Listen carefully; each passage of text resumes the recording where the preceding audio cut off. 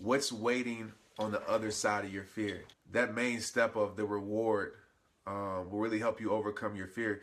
And it's just crazy because that's in every area of life, because we have a door that if we walk through, right, the door of fear, if we walk through that door, there's usually something incredible waiting on the other side. And I think we need to talk about like the word incredible, because I think we use the word incredible. Some people think it's something like, you know, it might just be a learning experience. It might be it could be something simple. Something very simple, exactly. Because it's the word incredible is not necessarily relatable for everybody. Right, I definitely agree. For everybody's experience, for what it may be. Exactly. Because people can fear simple things. You know what I mean? Exactly. Yeah. Yep. So when we talk about fear, man, that could be simple things, man. You know, like that could be like I told you on the podcast. I feared something simple as going into the boxing gym. You know, just because of like, oh, I've never done that before. There's people in there. They probably throw better punches than me. I'm gonna look stupid. Man, that's been one of the most rewarding workouts and like the most rewarding things in my life, man. Just that alone, it's been incredible. You know, it really has. But truthfully, it has been incredible being in the boxing gym with people that are just, you know, in there to get better, get their life better. It's just, but I feared embarrassment.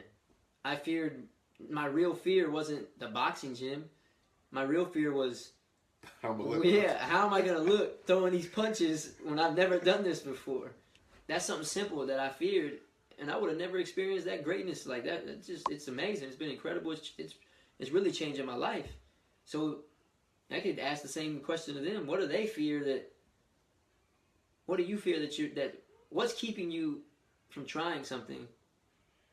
Like, what's keeping you from trying something? If you fear failure, what's worse? Trying and failing, or not trying at all? I fear regret. Yeah.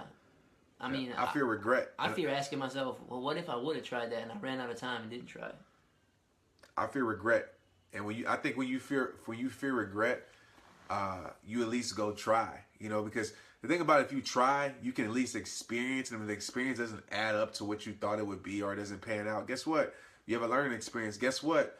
You're still in the same position. Yep. It's like we talk about, it's like asking back in high school, you know, you'd be scared to ask a girl out on a date. Yeah, well, I'm thinking people say rejection. You know, okay, well, she said no. Well, I'm still in the same position.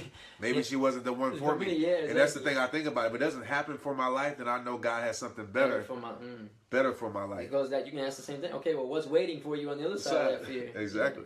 Then you go from it. What's waiting on you the other side of rejection? It's just so true, man.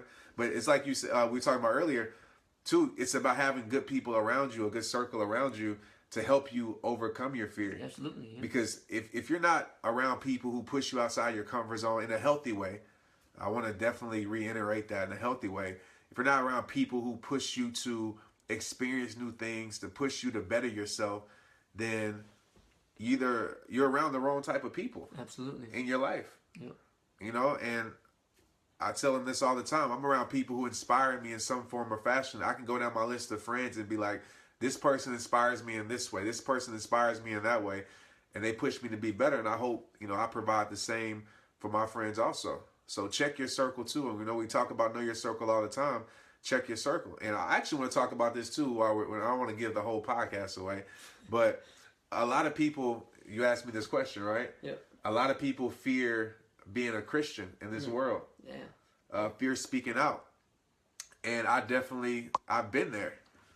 I've definitely been there before. I've had that fear. But I always think that when you have a fear of being a Christian, it's usually because you're worried about man's opinions, what people are think. Oh, I don't go to church as much as this person. Or I don't have the right attire in. So I always tell this, like, somebody told me I don't dress like a Christian. I'm like, what does a Christian dress like? Right. Am I supposed to wear sandals? Yeah, no. Like, what does a Christian dress like? I didn't know being a Christian came with a dress code. Evil doesn't come with a dress code. No. I've seen people wear business suits that are evil. I've seen people with tattoos that are evil. It's all about the character of a person. Yep. But we live in a time where people are so quick to judge other people for validation for themselves. And, you know, we live in a time now where people are so quick to belittle people with scripture When I don't think scripture was made to belittle others. It was made to teach others and uplift others. But we live in a time now where people are like, I want to be the better Christian. No, I'm the best Christian. Oh, well, you're not Christian enough, Trent. You don't talk about this. Oh, Trent, you're too Christian enough. Yep. You talk about God too much. And it's like, if I live for people's opinions, I will be a lost, confused, stressful, miserable person in my life. We all will.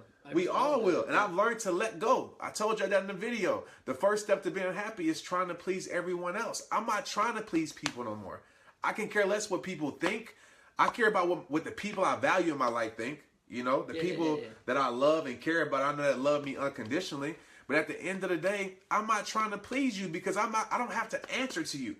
And I'm not perfect. I make mistakes, but I take that up with God. If I'm doing something wrong here on this earth, then I'm gonna have to pay for it. You know, and I feel like as a good Christian, as a Christian should be, in my personal views, it's not that you don't correct somebody, but you go to that person in a respectable way and you say, look, brother, in the spirit of love. You hit it right there. You say, I'm imperfect too. Yeah.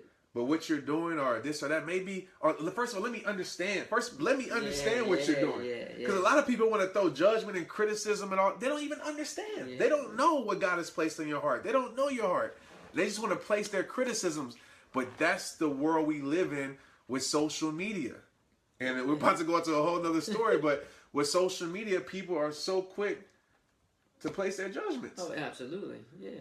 Without even knowing, it goes back to what you said, the understanding. But we don't, I don't want to say this for sure, but most of the time, a lot of times people aren't reading or posting or doing to understand. They're doing it to respond. Right. You know, does that make sense? Yeah, no. They want a response from it. They want to respond before they want to understand. I'll tell you right, I will never criticize a person publicly. I might criticize them to myself. But I will never criticize a person before I have a conversation with that person. I still wouldn't criticize them because after I have a conversation, I'm going to have an understanding. And the understanding is I'm not perfect neither. So I'll probably pray for that person.